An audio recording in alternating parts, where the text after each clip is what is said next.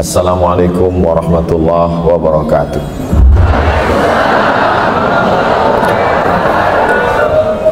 Apa kabar Bapak Ibu semua, sehat?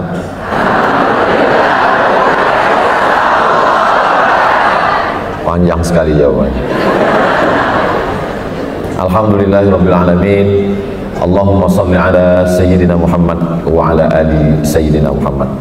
Pertemuan kita ini insya Allah mendatangkan keberkahan buat kita semua, karena kita berada dengan orang-orang yang mulia, jauh datang dari Al-Azhar Kairo Mesir, guru besar Fadilatul Syekh Al-Ustaz Ad-Doktor Usama Al-Azhari, nafa'anallahu bi ghaziri ulumihi. Mudah-mudahan ilmunya, berkahnya melimpah buat kita semua.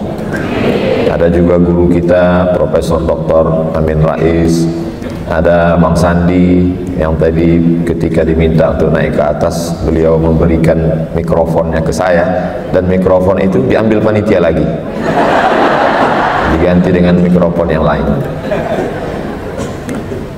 Banyak sekali orang-orang yang luar biasa. Ada Ustadz Fatih Karim. Tidak mengurangi rasa hormat saya, nama-nama yang tidak saya sebutkan bukan berarti saya tidak takzim, tapi karena memang saya tidak ingat. Hadirin hadirat, muslimin muslimat, mukminin mukminat yang belum kawin dan belum sunat, semuanya insya Allah dimuliakan Allah Subhanahu wa taala. Hadir juga di sini istri saya, mertua saya, Umi, kakak saya, ada papa, ada mama, semuanya mereka semua ikut berbahagia. Allah itu sangat sayang dengan bangsa Indonesia. Kalau dia lihat ada orang yang terlalu putus asa, bawaannya udah mau mati, maka dia kirim salah satu hambanya untuk membahagiakan. Maulana, Maulana, Maulana. Nggak jadi bunuh diri. Kalau dia lihat ada hambanya orang Indonesia ini yang sudah terlalu bahagia dengan dunia, dikirimnya lagu, dan lagu itu ditulis ternyata di atas pemakaman Baqi Madinah. Dan setelah dinyanyikan, saya senang sekali, tidak ada yang meninggal. Padahal di tempat lain begitu selesai langsung ada beberapa mati. Ternyata rahasianya di mana? Rahasianya dari seorang ibu yang menulis, membaca Al-Quran, dan meninggalnya pun di atas Al-Quran. Jadi yang kita lihat selama ini, pertemuan hari ini memberikan jawaban terhadap pertanyaan-pertanyaan besar yang ada di kepala saya. Bagaimana ada seorang anak bangsa Indonesia lahir dari kepalanya darah seni yang mengalir, membuat kita mengingat Allah, di saat yang sama kita menikmati lantunan suaranya. Ternyata itu dilahirkan dari seorang ibu yang cinta kepada Al-Quran. Jadi ternyata kalau ibunya cinta Quran, anaknya lahir ya begitu. Dia tidak hanya sekedar bahagia, tapi bisa membahagiakan orang lain. Lalu bagaimana dengan anak-anak yang merusak ini Pak Ustadz? Mungkin emaknya kuntilanak, nyi blorong, sundel bolong, hantu semua itu.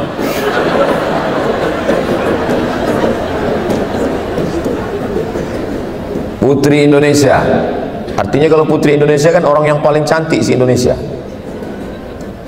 Masuk Islam, setelah masuk Islam apa yang terjadi? Suami meninggal dunia. Apa selanjutnya?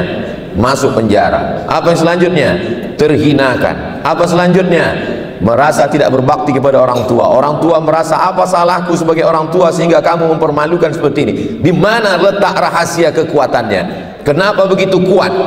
Selama ini saya termasuk yang penasaran, apa yang membuat kuat? Hari ini saya mendapatkan jawabannya. Ternyata kekuatannya ada pada Al-Quran. Wa nunazzilu minal Quran. Kami turunkan Al-Quran ini, ma huwa syifa. Al-Quran ini adalah syifa. Allah tidak mengatakan dawa. Dawa itu obat, tapi belum tentu menyembuhkan. Berapa banyak obat dari penyakit? Si Anu meninggal kenapa? Kebanyakan makan obat Pak Ustadz, mati. Tapi ini dipilih Allah satu kata syifa, penyembuh. Ternyata jawabannya ada pada Al-Quran. Apa yang terjadi dengan bangsa Indonesia hari ini? Percaya tidak percaya, bisa tulis di handphone. Tulis saja di Google itu buta huruf Al-Quran Indonesia, buta huruf Al-Quran di Indonesia, buta huruf Al-Quran di Indonesia? Oh, kok nggak muncul? Buta huruf Al-Quran di Indonesia. MPR, cnnindonesia.com, MPR.2 mengkhawatirkan 72% Muslim Indonesia buta asara Al-Quran. Kita boleh bangga sebagai Muslim terbesar di dunia, jamaah haji terbanyak di dunia, tapi buta huruf Al-Quran 72%. Tolong nanti sebelum mengupload video ini, yang bagian ini edit. Soalnya saya malu nanti pas saya ceramah di Malaysia sama di Brunei. Bisa kan tim media? Apa kata orang Malaysia sama Brunei? Ceramah jauh-jauh ke Kuala Lumpur, ke Bandar Seri Begawan, di kampungmu aja 72% nggak bisa baca Quran. Tolong edit yang ini. Masa ngedit itu aja nggak bisa? Di negeri ini semua bisa diedit.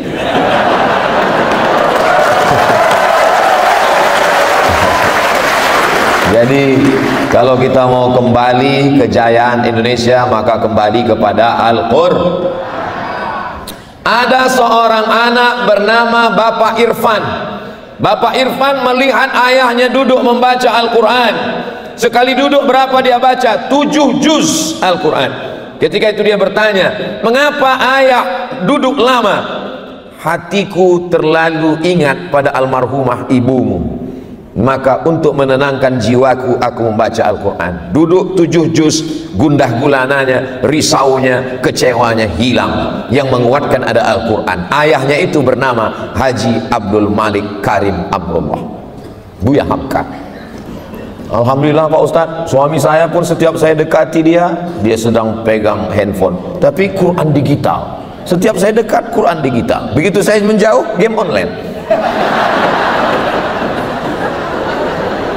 Apa sebenarnya yang terjadi? Mata bisa dibuat istirahat.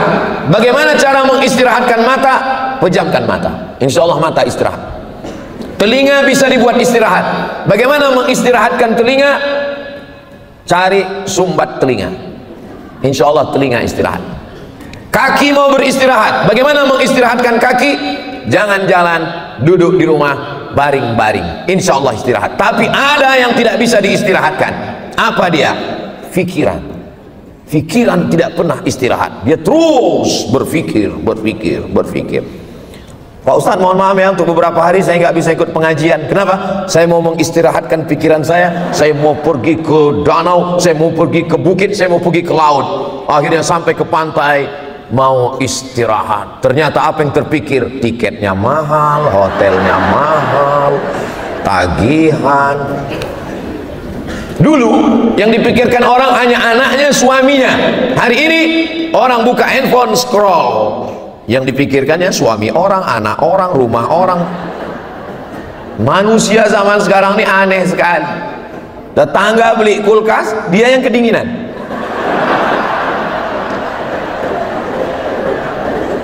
Teman yang renovasi rumah, dia yang masuk ICU. Maka pikiran inilah yang paling mengganggu manusia. Betul tidak Bapak Ibu? Banyak sekali yang mengaku. Jadi sebenarnya bagaimana cara mengistirahatkan pikiran? Alhamdulillah Pak Ustadz, saya sudah berhasil mengistirahatkan pikiran saya. Dengan apa? Saya pergi kemarin ketemu psikolog, psikiater, akhirnya dia kasih saya obat. Tenang,